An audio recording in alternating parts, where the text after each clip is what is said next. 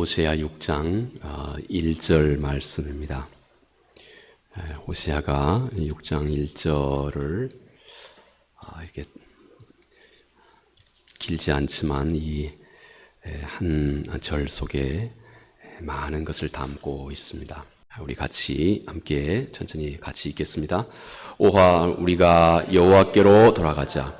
여호와께서 우리를 치셨으나 도로 낫게 하실 것이요 우리를 치셨으나 싸매어 주실 것임이라. 아멘. 호세아 구약 성서에서 호세아 특히 6장은 구약 성서의 신약이다 이렇게 많은 사람들이 일컬을 정도로 이 안에 복음의 내용들을 참 깊이 그렇게 담고 있습니다. 6장 1절 오라 우리가 여호와께로 돌아가자. 호세아는 우리가 여호와께 돌아가자 하는 이 말 속에 우리 모든 그리스도인이 다시 한번 하나님을 깊이 생각하고 하나님으로부터 행여 멀어져 가 있는 우리의 마음과 삶을 하나님께로 다시 향하고 하나님께로 돌이킬 것을 그렇게 간절하게 탄원하고 있습니다. 우리 신앙 회복이라고 하는 이 말, 우리 모든 그리스도인들에게 이 한마디 이 말은 늘 진실한 그런 염원이 될 수, 우리 모든 그리스도인들이 모두가 다 실은 바라고 있는 그런 내용, 그런 말이라 할 수 있습니다. 신앙 회복. 그래서 이 말은 우리가 이 말을 진지하게 듣는 모든 사람들은 이 말은 나하고 별 상관없는 말이다 이렇게 생각하지는 절대 않을 것입니다. 자, 그렇다면 여러분 우리의 신앙이 좀 더 온전한 상태로 나아가게 하는 것, 우리가 좀 더 우리의 신앙을 더 온전하게 하나님 앞에서 회복하고자 하는 바로 이 마음, 이 노력, 우리가 어떻게 할 수 있을까요? 우리의 삶의 어떤 부분을 어떻게 점검해야 할까요? 물론 이 일이 절대 우리에게 쉽지만은 않을 것인 것은 분명합니다. 왜냐하면 이 일은 우리에게 아주 광범위한 어떤 우리의 삶을 돌아보게 만들고 어떻게 보면 상당히 광범위한 그런 노력을 우리가 하도록 권유하고 있는 것 같은 그런 느낌을 우리가 피할 수 없기 때문에 그렇습니다. 자, 그럼에도 불구하고 이 일이 절대 우리에게 쉬운 일은 아니지만 그럼에도 불구하고 이 일은 우리 모두에게 아주 중요한 일이기 때문에 우리가 이 일에 있어서 가장 효과적인 그 답을 우리가 함께 찾아보고자 합니다. 자, 우리 신앙이 다시 어떤 좀 더 신실하고 좀 더 온전한 그런 회복력을 우리가 갖기, 다시 회복하기 위해서 우리가 먼저 살펴보아야 할 한 몇 가지, 오늘은 짧게 한 4가지 정도를 살펴보고자 합니다. 먼저 사랑입니다. 사랑. 사랑, 이것이 우리 신앙 회복의 가장 기초가 되는, 어찌 보면 가장 첫 발걸음이 될 수 있고, 그리고 우리 신앙 회복을 우리가 생각한다면 우리가 가장 먼저 점검해 보아야 할 이 내용, 이것이 바로 사랑입니다. 하나님은 사랑이시라고 말씀합니다. 하나님의 그 모든 섭리 뒤에는 유일하게 딱 한 가지로 응축될 수 있는 동기가 있다는 겁니다. 하나님이 온 우주 만물을 다루셨던 것도 그렇고, 또 하나님이 여러분과 나, 우리 각자의 삶을 다루고 있는 것도 그렇고, 여러분 우리 그리스도인들의 신앙 고백은 우리 삶 속에 하나님이 우리 삶의 절대 주인이시다 하는 이 분명한 신앙 고백이 있는 것입니다. 그래서 우리의 삶이 지금 우리가 어떤 상황 가운데 있다 할지라도 하나님 그분의 섭리가, 그리고 하나님 그분의 그 섭리 뒤에는 나를 향하신 그분의 그 사랑, 그분의 그 모든 섭리의 그 근간에는 바로 이 한 가지 동기로, 사랑이라고 하는 이 한 가지 동기로 하나님께서 지금 내 삶을 이끌어 가시고 또 인도하고 계신다 하는 것입니다. 이토록 사랑이라고 하는 말은 우리가 우리 신앙의 회복을 생각해 본다면 가장 먼저 우리가 꼭 생각해 보아야 할 소중한 덕목이라 할 수 있습니다. 우리가 아는 것처럼 고린도전서 13장 13절에 믿음, 소망, 사랑, 이 세 가지는 항상 함께 있을 거다. 믿음이 없는 사랑은 없고, 사랑이 없는 믿음은 없고, 소망이 없는 믿음은 없고, 또 믿음 없는 소망도 없고, 이 모두는 항상 진정한 그리스도의 삶 속에는 이 세 가지는 항상 함께 간다는 것입니다. 그런데 그 중에 이 셋 중에 가장 대표가 되는 것이 사랑이다. 사랑 없는 믿음은 공허한 것에 불과하고, 또 사랑 없는 소망도 다 헛되고 헛된 것에 불과하다는 것입니다. 이 사랑이 우리가 하나님 앞에서 가질 수 있는 우리 모든 신앙의 덕목의 그 기초가 된다. 활력소가 된다. 이렇게 사도가 고린도 교회를 향해서 또 오늘 우리에게도 그렇게 말씀을 합니다. 자, 그렇다면 우리 주님께서 가르쳐 주신 이 사랑, 우리 마태복음 전에 우리 5장에서 우리 주님이 가르쳐 준 사랑, 아가페라고 하는 말로 주님께서 이 특별한 하나님의 사랑을 다른 우리가 일반적으로 이해할 수 있는 다른 사랑과 비교해서 결국 십자가에서 드러내 주신 그 하나님의 독특하신 사랑을 아가페라고 하는 이 말로 우리 주께서 친히 설명하신 바가 있죠. 이 사랑은 참으로 신비한 것입니다.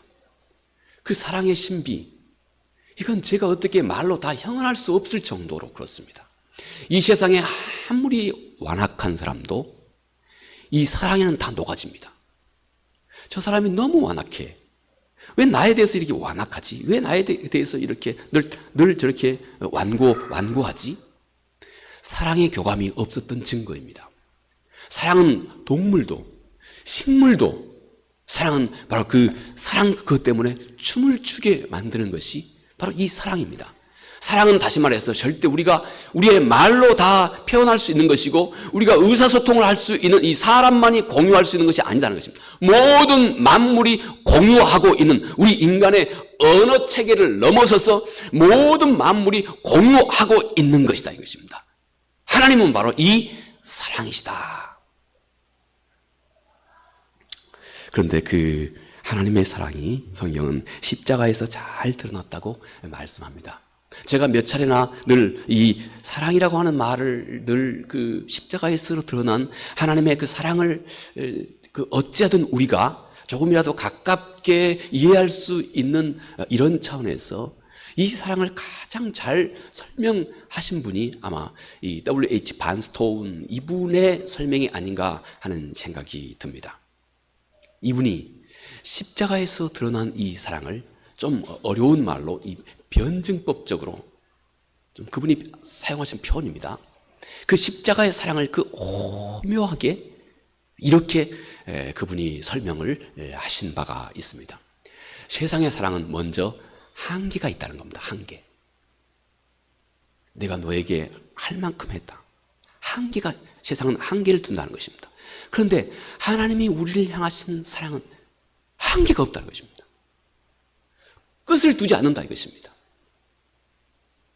우리가 저 사람이 나에 대해서 혹은 저 사람이 어떤 사람에 대해서 날 깊이 배려하고 있는데 나를 향한 저분의 배려가 끝이 없는 겁니다. 끝. 우리 사람은 이런 사랑을 다 모릅니다. 또 다 할 수도 없습니다. 단지 우리들의 어떤 이상형으로 바라보고 한 걸음 한 걸음 우리 삶의 부족함에도 불구하고 한 걸음 한 걸음 우리는 점점 더 깊이 배워가고 있는 것입니다. 세상의 사랑은 한계, 그분의 영혼은 리미트, 이 한계를 둡니다.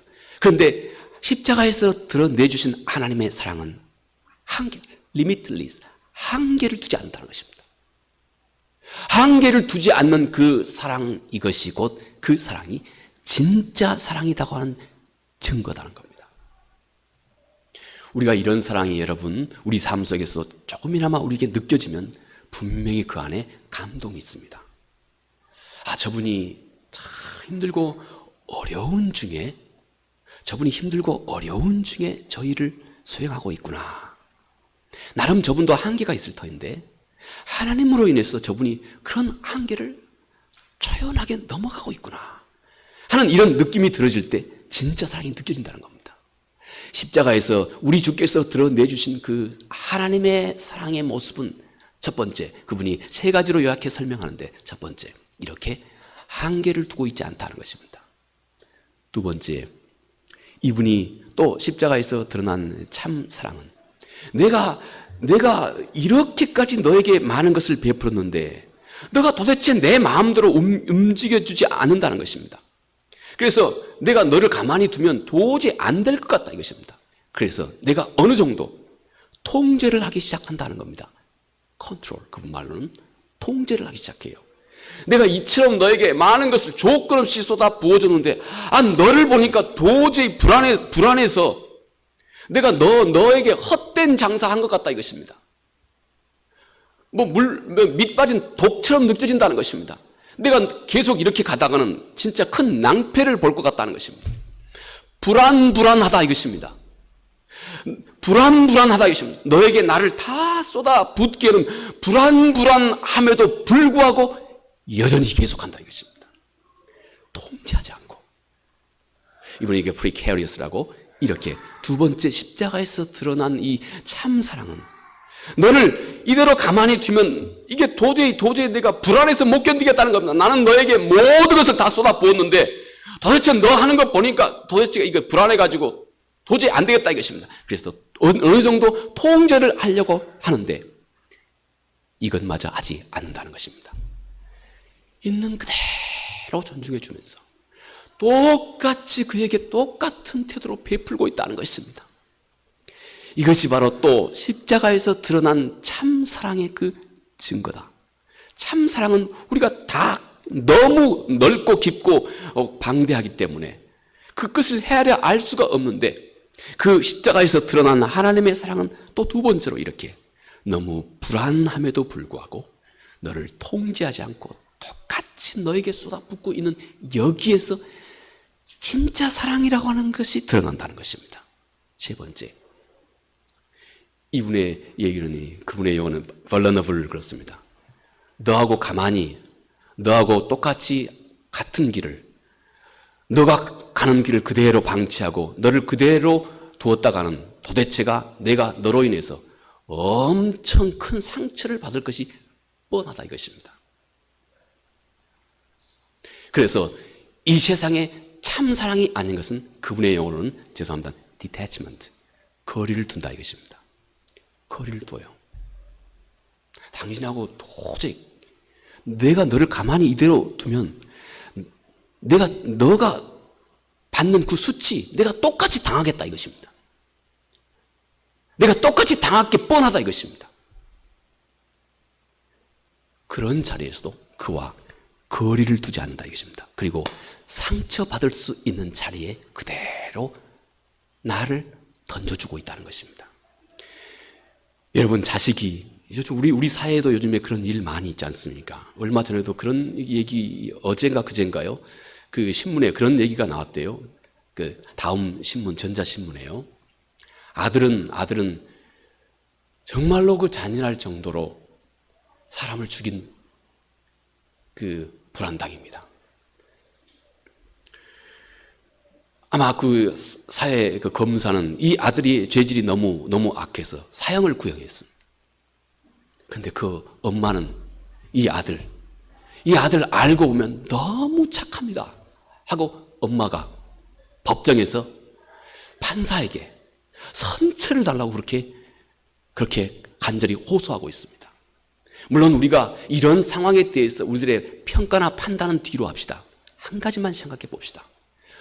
어머니의 사랑은, 그 사랑이 진짜 사랑인 어머니의 사랑은 자식이 그 독한 죄로 인해서 이 세상의 모든 수치를 다 뒤집어 쓰는 그 자리, 그래서 저 아들하고 똑같이 같이 가면 저 아들이 겪는 수치를 내가 똑같이 겪게 생겼다 이것입니다.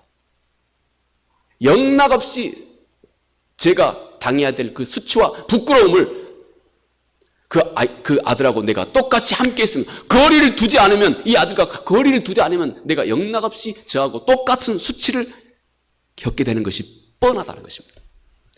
그런데 그 자리에 그대로 머문다는 것입니다.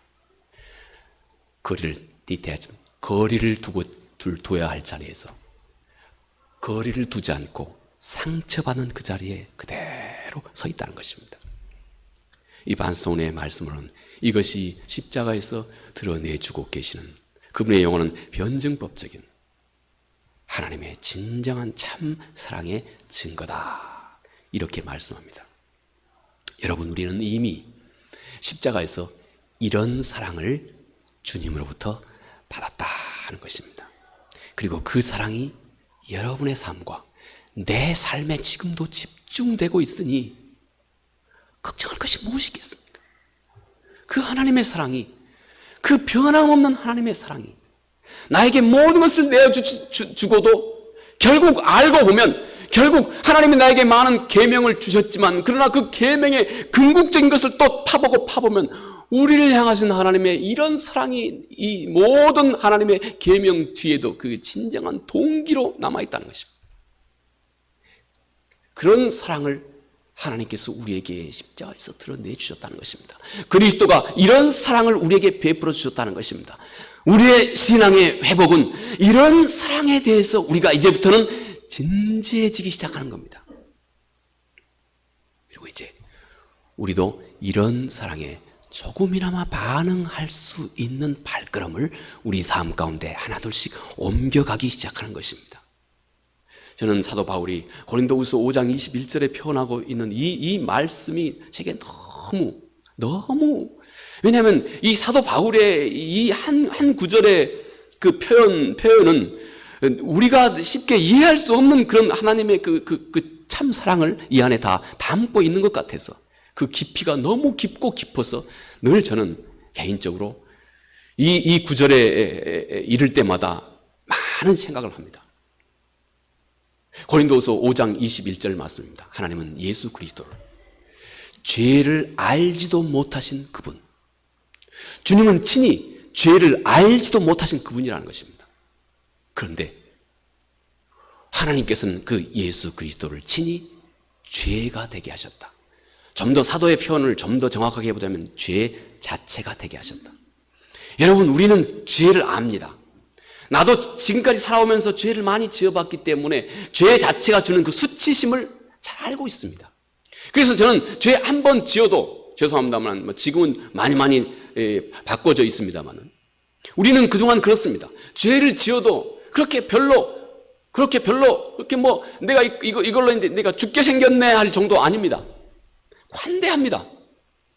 잘 견딥니다. 왜냐하면 우리가 가지고 있는 우리의 죄의 경험들이 많기 때문에 또 거기서 오는 수치심을 많이 내가 경험해 보았기 때문에 우리는 이 죄, 한 번의 죄가 우리에게 주는 이 일에 대한 그 어떤 무게와 그 고통스러움에 대해서 단련이 됐다는 것입니다. 물론 부정적인 차원에서. 그런데 우리 주 예수 그리스도는 단 한 번의 죄도 짓지 않았다. 한 번의 죄도 짓지 않은 그분이, 여러분, 그분에게 그런데 하나님은 어떻게 했느냐? 죄 자체가 되게 하셨다. 그거 어떻게 이해할 수 있을까요? 예수 그리스도를 세상에서 가장 더러운 구정물에 풍덩 던져 넣으셨을 뿐만 아니라 그 수치를 다 뒤집어 쓰도록 하셨을 뿐만 아니라 결국은 예수 그리스도가 그 더러운 구정물 자체가 되게 했다. 예수 그리스도께서 우리를 위해서 담당하신 그 사랑의 깊이를 사도가 이렇게라도 설명하고 있습니다. 여러분, 이제 우리가 이 하나님에 대해서, 그리고 이 하나님의 사랑에 대해서 우리가 이제부터는 골똘하게 생각하기 시작하는 것입니다. 나에게 이런 사랑을 베푸신 이 하나님, 그리고 하나님이 우리에게 당부하신 이제는 내가 하나님을 향한 그 사랑은 나로 하여금 내 이웃을 향해서 그 사랑을 내가 똑같이 행하라 말씀하셨던, 내 이웃을 내 몸처럼 사랑하라 하셨던 바로 그 하나님의 말씀을 이제부터는 내가 좀 곰곰이 생각해 보는 것입니다.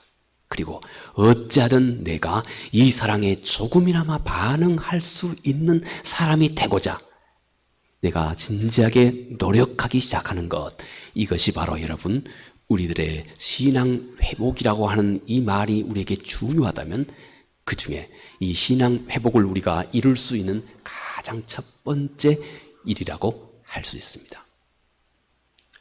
다음은 뭘까요? 다음은 우리가 하나님에 대한 흔들림 없는 신뢰, 하나님에 대한 흔들림 없는 신뢰를 내가 내 삶 속에서 다시 회복하는 겁니다. 신앙에 대한 회복은 하나님과 그리고 그분의 말씀에 대한 흔들림이 없는, 의심 없는 이 신뢰가 우리를 든든하게 만들어 갑니다. 우리가 아는 것처럼 잠언 3장 5절 6절 말씀에 너는 마음을 다하여 여호와를 신뢰하고 내 명철을 의지하지 말라. 너는 범사의 그를 인정하라. 그리하면 내 길을 지도하시리라. 이렇게 말씀합니다. 저는 어느 날 이 부분을 말이죠, 그 영어 성서로 읽다가 상당히 독특하게 다가왔어요. 너는 여호와를 신뢰하라. 대부분 많이 그렇게 성서가 기록이 되어 있습니다. 그런데 이 앞에 너는 너의 마음을 다해서 여호와를 신뢰하라. 이렇게 말씀하고 있는 겁니다. 마음을 다해서, 너의 온 마음을 다해서, 원래는 그런 표현입니다. 너의 온 마음을 다해서 너는 여호와를 신뢰하라. 이렇게 말씀하고 있는 것입니다. 이것이 여러분 성서가 우리에게 가르쳐 주고 있는 것입니다. 그리고는 너는 이제부터 범사의 그를 인정하라. 여러분, 성경이 범사의 너를 인정하라 하는 이 말은 너는 지금부터 모든 일들 속에서 항상 하나님 그분을 항상 의식하라 하는 말입니다. 내가 경험하는 모든 일, 오늘도 얼마나 내가 많은 일들이 있습니까? 오늘 또 예배 후에도 얼마나 여러분들의 생각과 의식 속에 얼마나 많은 일들이 있습니까? 꽉 차 있지 않습니까? 우리들의 의식이 꽉 차 있습니다. 너는 이 모든 일들 속에서 항상 여호와 하나님 그분을 의식하여라 하는 말입니다. 모든 일 속에서 하나님 그분을 의식하여라. 그래서 너의 모든 의식의 무게추가 하나님이 되게 해라.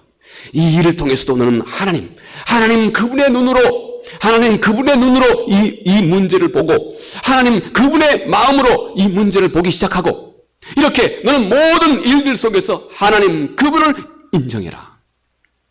여러분, 우리 마음속에서 점점 이 마음이 점점 커져가고 온전해져 가고 점점 익숙해져 가고 점점 빈번해져 가는 것, 바로 이것이 우리가 신앙생활, 우리 신앙의 회복과 연결되어 있는 일이다 하는 것입니다.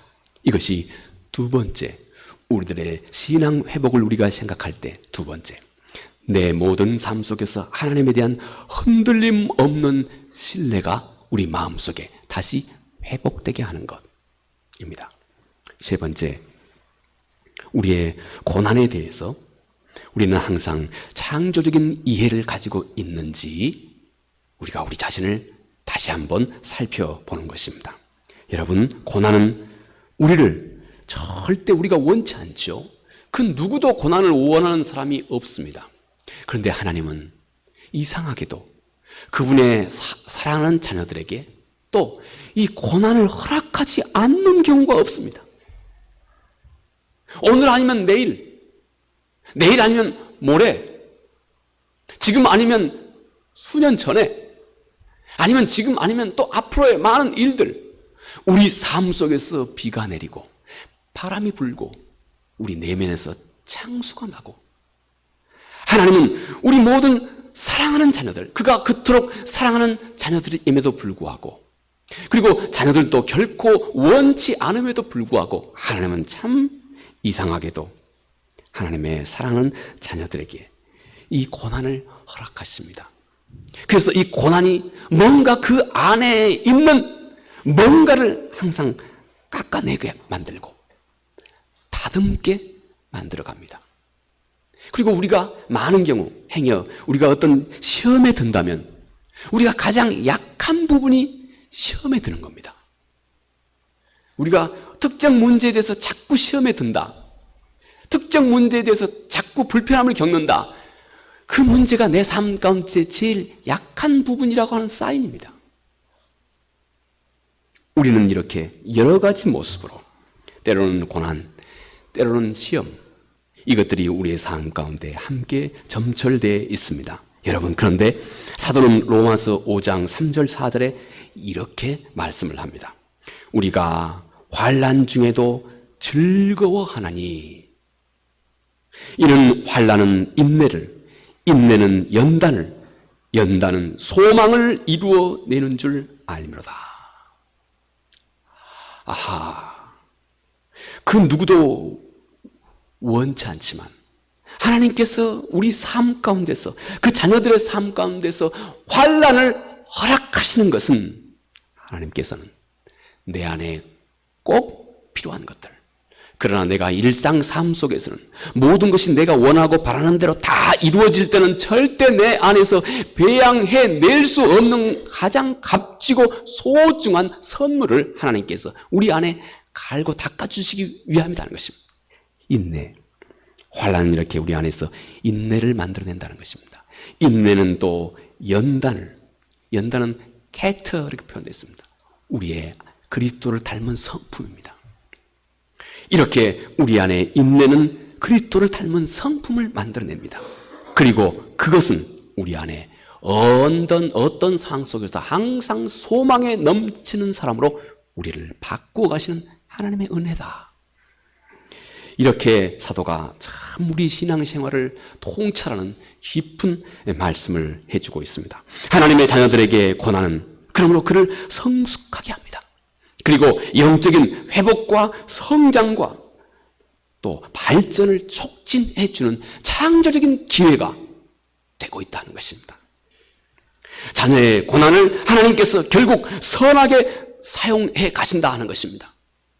이 믿음이 우리가 이 고난 속에서도 결국은 이제 이 하나님의 선하심과 능력과 이 하나님의 변함없는 이 하나님의 의지 때문에 우리 그리스도인들은 세상이 감당할 수 없는 사람이 된다는 것입니다. 고난 중에 기뻐한다는 것입니다. 환난 중에 감사하는 사람이 된다는 것입니다. 그리고 환난의 중심에서 소망을 품게 된다는 것입니다. 여러분, 우리가 환난 가운데 있을 때 대부분 우리는 낙심하고 보내지 않습니까? 그 안에서 소망을 창조해낸다는 것입니다. 세상에 그 무엇도 빼앗아갈 수 없는 소망.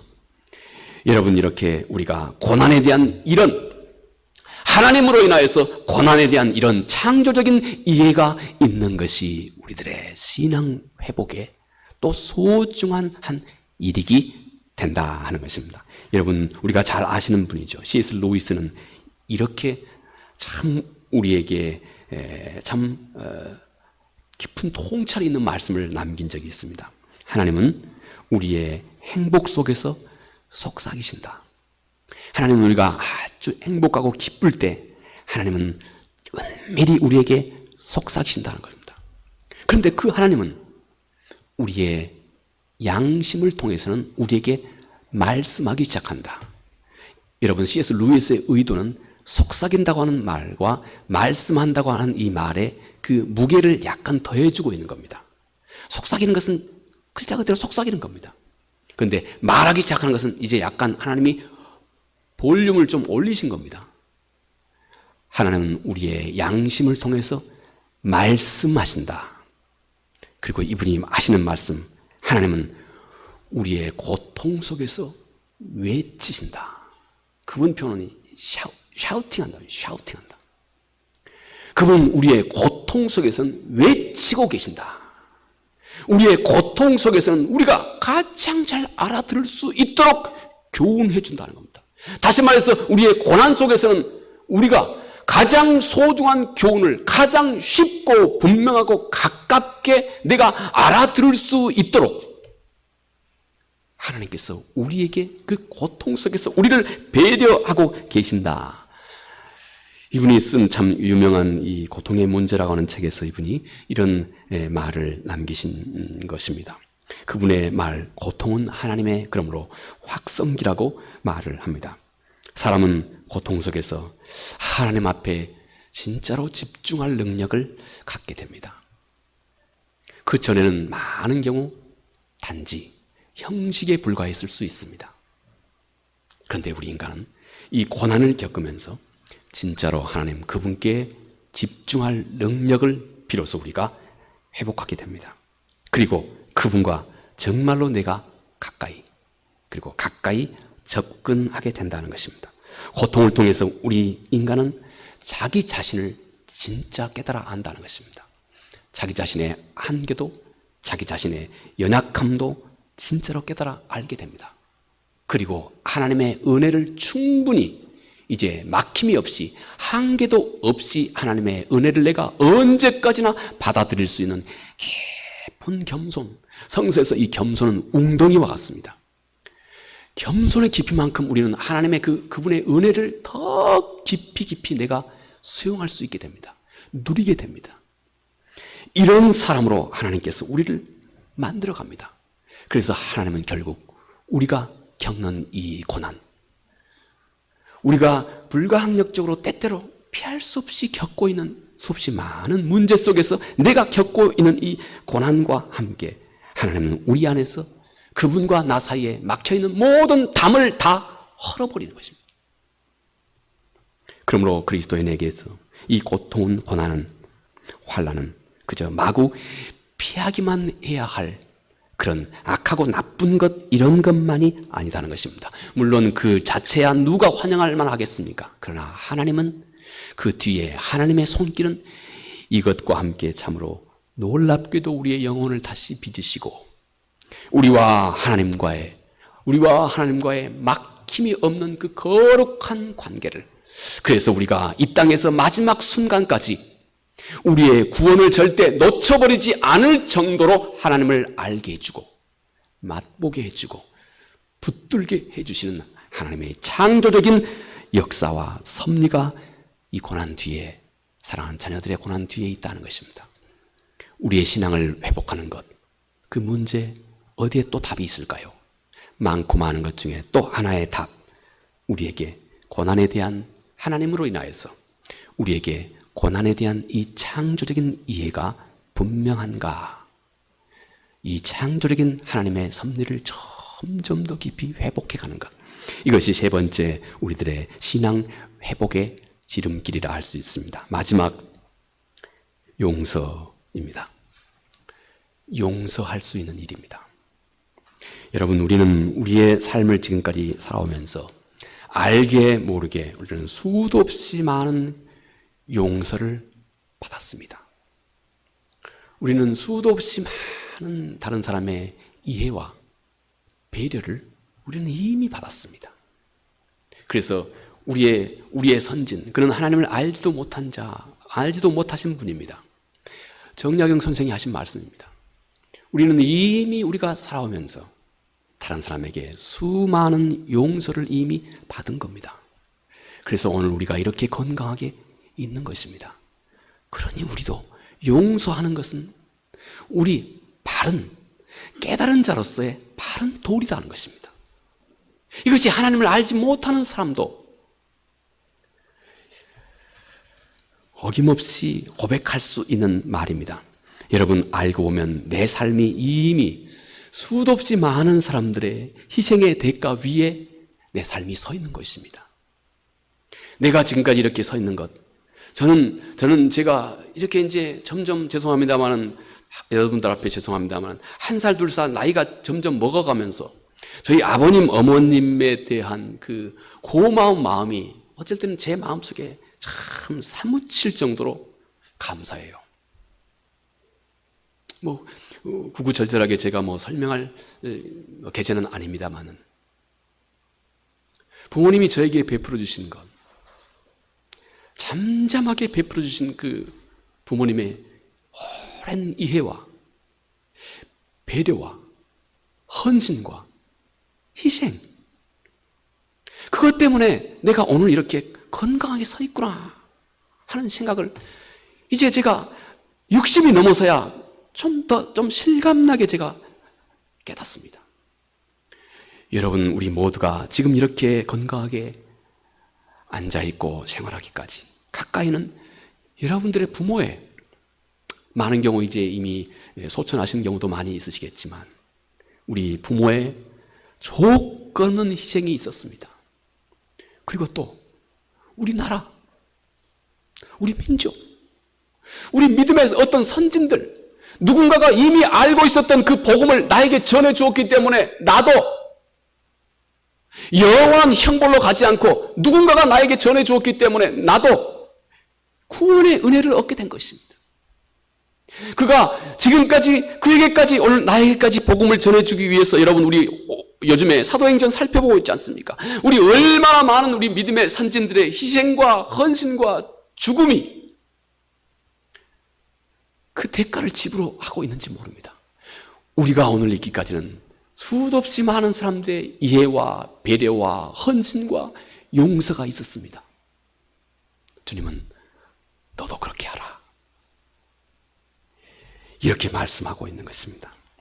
여러분, 이 신앙, 수많은 사람들의 헌신과 희생 위에 내가 서 있습니다. 저는 또 우리 교회가 이렇게 하나님 아버지 앞에서 한 걸음 한 걸음 또 사역을 펼쳐가게 된 것도 여러분들의 보이지 않는 곳에서의 헌신과 희생이 있는 것 알고 있습니다.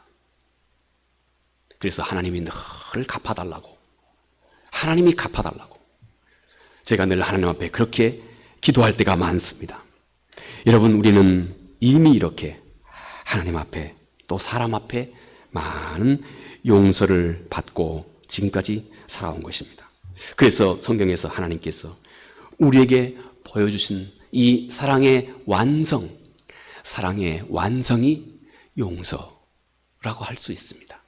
얼마나 이 일이 중요한 일인지, 그래서 우리 주님께서는 마태복음 6장에서 9절에서 13절 사이에 주께서 우리에게 모범 기도를 가르쳐 주시고 그 다음에 다시 한번 14절 15절에 다시 한번 언급하셨던 내용이 바로 이 용서에 관한 문제입니다. 이미 주기도문 속에서 주께서 언급하신 이후에 다시 한번 주께서 말씀하신 내용, 마태복음 6장 14, 15절입니다. 너희가 사람의 잘못을 용서하면 너희 하늘 아버지께서도 너의 잘못을 용서하려니와. 다음 말은 읽지 않겠습니다.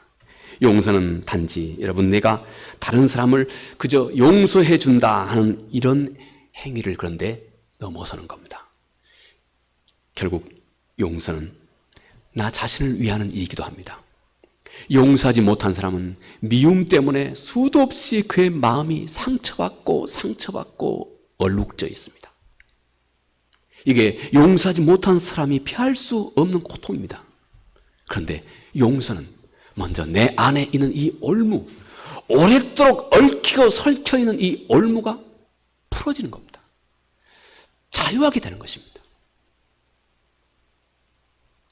용서는 이렇게 먼저 나 자신을 묶고 있는 상처와 억울함, 여기에서 나를 자유케 해줍니다. 그리고 하나님 앞에서 먼저 내 자신이 진정한 회복으로 나아갈 수 있는 문을 활짝 열어주게 된다는 것입니다. 용서를 통해서 우리는 하나님 그분의 용서를 또 우리가 구체적으로 이 땅에서 경험하게 됩니다. 하나님의 나라에서 우리가 그 실체를 다 맛보아 알게 될 하나님이 나를 용서하신 그 기쁨, 그 감사함, 하나님의 나라에서 하나님이 나를 용서하신 그 놀라움을 내가 이 땅에서 형제를 자매를 사람을 진심으로 용서함을 통해서 내가 하나님으로부터 받은 그 용서의 즐거움을 내가 이 땅에서부터 경험하게 된다는 것입니다. 성경은 용서를 그러므로 우리에게 있는 가장 큰 책임임과 동시에 특권이라고 성사가 우리에게 말씀한 것입니다. 일면 용서는 하나님이 우리에게 요구하시는 물론 어려운 일이라고 하는 것, 우리 주님께서도 그렇게 말씀하셨습니다. 100데나리온 너 빚진 것 알고 있다는 것입니다. 100데나리온 용서하는 것 상당히 어려운 일이라고 하는 것 주님이 그렇게 인정하셨습니다. 그런데 우리는 이 100데나리온 용서하는 이 일이 힘들다고 하지만 그런데 우리는 이미 1만 달란트를 이것과는 비교도 할 수 없는 양을 이미 하나님 앞에 용서받은 자들이 되었다는 것입니다. 그래서 우리의 용서가 때로는 우리의 삶 가운데 어려운 일이라고 하는 것 하나님도 아신다는 것입니다. 그러나 바른 성도의 삶에서는 이 일이 꼭 필수적인 일이다 하는 것입니다. 용서가 단순히 다른 사람의 잘못을 눈을 감아주는 것, 이것뿐만 아니라 자기 자신을 결국은 정화하고 자기 자신을 자유케 하고 해방시키고 그리고 더 큰 사랑으로 하나님 앞에 성큼성큼 나아가는 길이 된다 하는 것입니다. 우리가 용서를 통해서 이렇게 내 마음 중심, 우리의 내면이 자유하게 되고 많은 상처에서 우리가 자유하게 되고 우리가 하나님 앞에서 영적으로 큰 성숙과 성장의 기회를 얻게 된다 하는 것입니다. 여러분, 우리가 진정으로 이렇게 하나님 앞에, 사람 앞에 늘 기꺼이 용서하는 사람이 되고자 하는가? 이것이 여러분, 우리들의 신앙 회복에 가장 중요한 덕목이 4가지가 있다면 그 중에 4번째 일이라고 할 수 있습니다. 자, 오늘 우리가 우리의 신앙을 돌아보며 우리가 어찌하면 좀 더 하나님 앞에서 온전한 신앙으로 우리 신앙을 회복해 나갈까? 그 중에 우리에게 가장 소중한 것들부터 먼저 우리가 함께 4가지 살펴보았습니다. 먼저 사랑이었습니다. 내가 그 십자가에서 받은 그 하나님의 사랑, 내가 기꺼이 사랑할 수 있는가? 2번째, 하나님에 대한 절대적인 신뢰입니다. 어떤 상황 속에서도 하나님의 선하신 그분의 은혜와 그분의 지혜와 그분의 약속 그리고 그분의 능력을 믿고 그리고 모든 것을 결국 합력하여 선을 창조해내시는 나를 향한 그분의 의지를 분명하게 믿고 항상 그분을 신뢰하는 마음을 내가 진심으로 회복하기 원하는가? 이것이 우리 신앙생활의 신앙 회복의 2번째.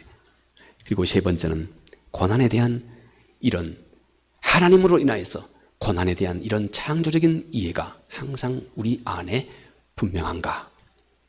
마지막, 내가 많은 것을 하나님으로부터 이미 용서받았으니 내가 내 형제에게, 자매에게 기꺼이 그 어떤 것이라도, 그 어떤 허물이라도 용서할 뿐만 아니라 그를 진심으로 사랑하고자 하는 마음을 내 안에 다시 회복하는 것.